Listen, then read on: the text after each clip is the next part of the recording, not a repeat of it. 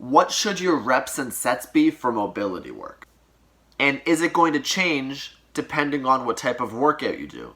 I'm going to answer those questions now. So the short answer is it depends, but I know that that's a lame answer. Even if you choose an appropriate exercise, for example, choosing to do a sleeper stretch using Pale's Rails protocol to improve glenohumeral internal rotation deficit, you still won't see improvement unless you use progressive adaptation or progressive overload. So what's the purpose of a mobility exercise? Well, for you, it may be different than for someone else. For many people, we use mobility exercises to decrease our pain symptoms, to increase our usable ranges of motion, which ultimately serves our third goal for improving our performance in that sport or activity that you do. However, think of it like this. What good is eating healthy one day a week if you eat like garbage the other 6? What good is saving $1,000 a month for a down payment on a house if you only save 1 month out of the year? What good is taking guitar lessons if you only practice 15 minutes a week? Yes, the action is very important, but equally as important is taking consistent action. So what is progressive overload? Progressive overload is the gradual increase of stress placed upon the body during exercise. The concept is really that simple, and it's really easy to conceptualize when you apply it to strength training. If you're bench pressing 2 times per week, and every workout you increase your weight by 5 pounds, but continue doing the exact same reps, sets, tempo, and rest, you will see improvement. You will get stronger. You're progressively overloading your tissue. But this doesn't only apply to just strength training. It applies to our connective tissue as a whole. So depending on what we're trying to improve, tendon, capsule, ligament, the interventions may be slightly different, but the general concept is going to be the same. Want to strengthen your hip capsule? Progressive overload. Need to bounce back and recover from a recent ankle sprain? Progressive overload.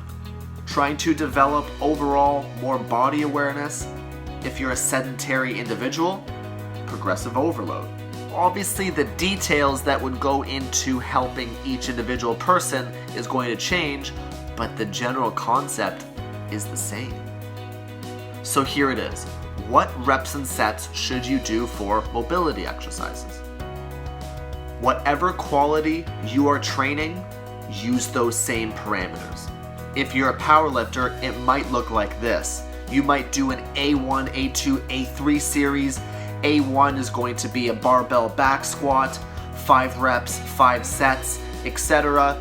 A2 might be hip cars, 3 reps in each direction at 80% MVC, and A3 might look like hip capsule cars, 3 reps in each direction with a 3-second pause, also at 85% MVC. By the way, MVC is short for maximal voluntary contraction, and basically in order for us to see improvements in a tissue at a strength level, we need to be working at least 85% intensity.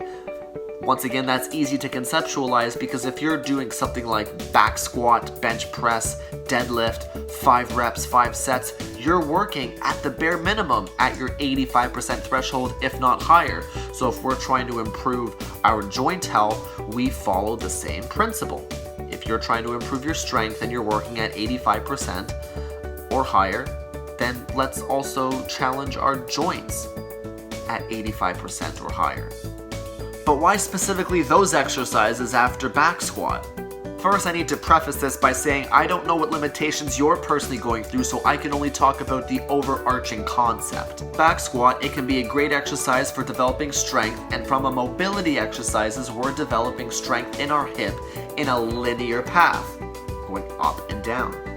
With A2, a healthy hip should be able to express motion in not just a linear path, but a rotational path. So in order to accomplish that, we're taking our hip through a global circle of internal and external rotation. This is part of the puzzle for promoting longevity in our joints. And also we do high levels of full body tension, that 85% MVC, to rival the intensity that we use in our strength exercises. Finally, we go through an exercise that targets our capsule as a way of communicating to our central nervous system about the positive changes that are happening at our tissue. There are other considerations to be made with reps and sets for mobility exercises, but for now, if you only apply the concept that we talked about today, your hips should be better off. Your joints will be healthier because of it. And we'll thank you for the hard work.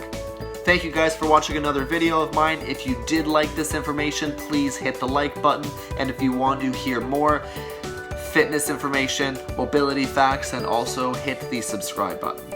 Okay, thank you, and I'll see you in the next video. Bye.